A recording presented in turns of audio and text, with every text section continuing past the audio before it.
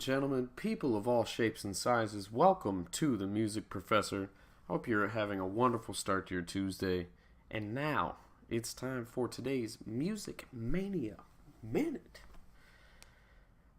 Now, guys, I'm not going to lie, today's word is a doozy. Today we're going to focus on sound.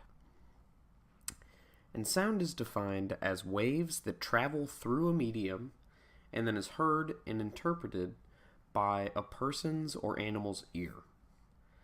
Now that sounds confusing enough, but let's break it down into even more confusing parts. Let's start with the least complex concept, the medium.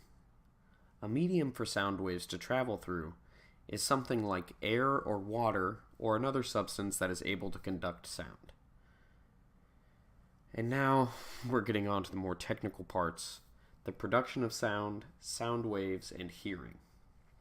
Now a sound has four distinct parts.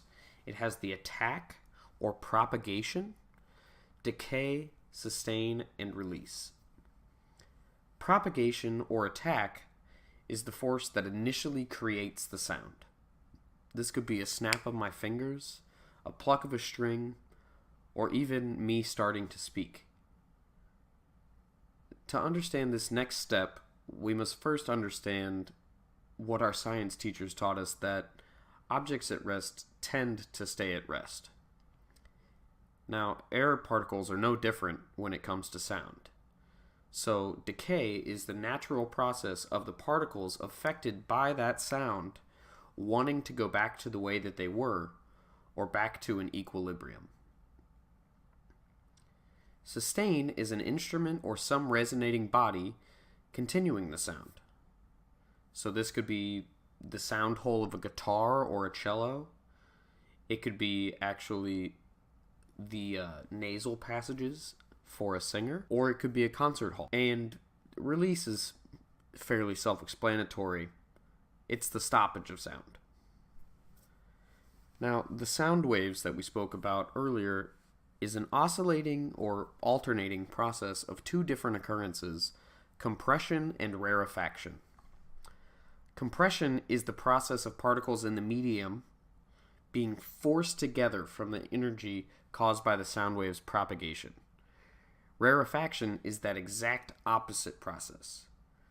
So rarefaction is the expansion of particles trying to revert to the equilibrium we talked about earlier. So when a sound wave is happening, this process of compression and rarefaction is constantly happening for as long as that sound is happening.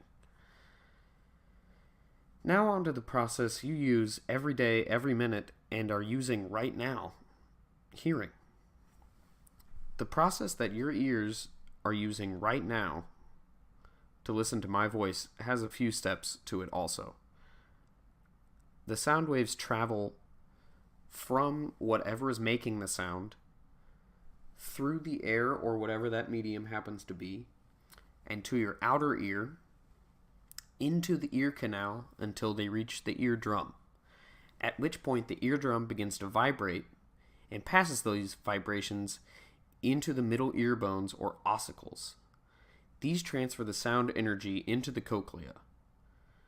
The cochlea is the inner ear, and it's a snail-shaped bone that is lined with thousands of hairs that vibrate at the frequencies that you are hearing. These hairs vibrating send electrical impulses to your brain to be interpreted, and you can then understand what you're listening to. So let's quickly give a review with an example of the entire process. If I pluck a string on a guitar, the force of plucking the string is the propagation or the attack. Then immediately, some of that energy is lost, thus being the decay. The sound hole of the guitar then sustains the sound, and finally, when I put my hand on the string to stop the sound, is our release. Now, let's say you are in the audience of my one-note concert. When I pluck the string, the sound wave is created and travels through the air, or our medium, towards your ears. The wave hits your outer ear and travels down the ear canal toward the eardrum. The eardrum then vibrates and sends the vibrations through to the ossicles, which begin deciphering the sound as it makes its way to the inner ear or cochlea. Those hairs inside the cochlea vibrate and translate into electrical signals that are sent to your brain for processing, and you can tell what note I just played. And all of this happens within fractions of a second. And that, everyone, is what goes into our real definition of sound. Thank you all for watching, and don't forget to like this video, subscribe to the channel for new videos, and ring that bell so you don't miss a single manic minute. As always, I've been the Music Professor. Have a great rest of your day, and peace and humptiness forever.